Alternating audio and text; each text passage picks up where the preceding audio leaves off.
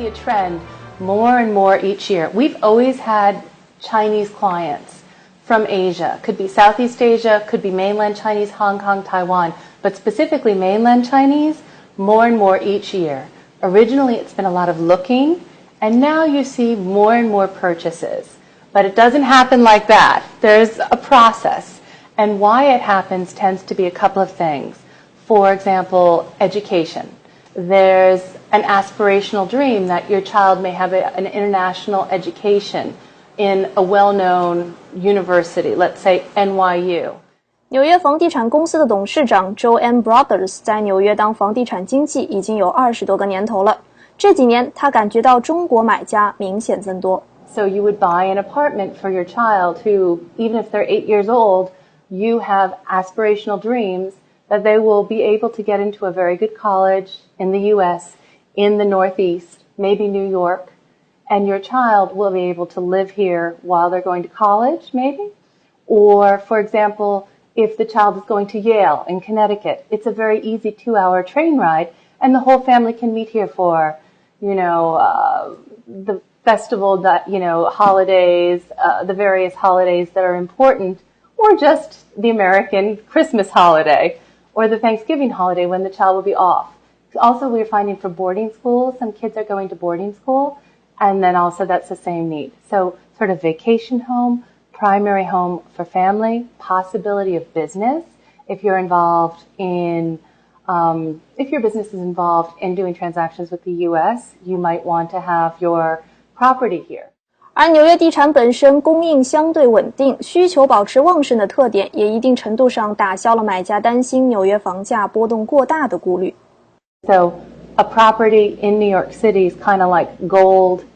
It's a little bit, it's comfortable. It's something that you can put your money in and it's a safety.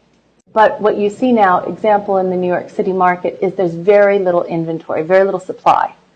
So the nature, of course, less supply is, and there's a lot of demand, price will go up. So I think this is the sort of the turning point or the tipping point where things are going to go up. They've been quite steady. Even since 2008, things have not, buildings like this haven't had a particularly horrible hit.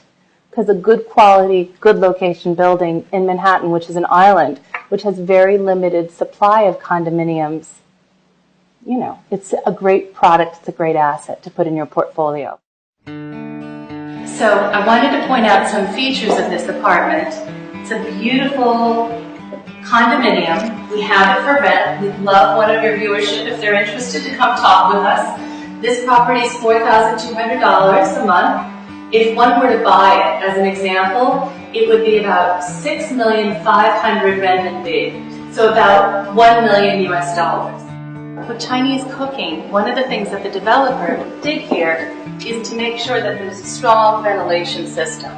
But honestly, it's probably better to have an enclosed kitchen, which most of our Chinese clients tell us they'd rather that for the containment of smell and oil, and I think even privacy. But we do see that there's more of a trend among the younger Chinese set that they like the openness. It varies. 而随着中国买家大举进军曼哈顿，很多新楼从设计到建造都开始充分考虑中国人的生活习惯以及东方审美观点。Traditionally, the Southeast is always desirable. However, it depends on the level of interest in feng shui. North may be not an option at all, or it may be okay if there's some south facing. So it depends. One time I had something, it was a very expensive property. It was about $7 million for a 2-bedroom. It's a beautiful property. And the feng shui master walked in and I thought, there's nothing wrong with this place. The building's only 5 years old. And he said, I believe somebody died here. And I thought, now I'm a little skeptical because it's only 5 years old. How could that have happened? However, I asked, and I found out that there was a dog there, and the dog had some puppies, and it was believed that one of the dog's puppies had passed on. So, it does sometimes pay to have a feng shui master come in and look around and give you explanations. So how about the end of the story? Well, did you buy or no? They didn't buy that one. We found another one that they preferred, but that did come out. I don't know what the decision would have been if that was their number one choice, if that would have made an issue. Would it have? I don't know. 周安也坦言，虽然很多中国人买了海外的房子，但是他们的子女才是真正会长期使用房屋的人。佳音也是这样成为曼哈顿岛上的有房一族。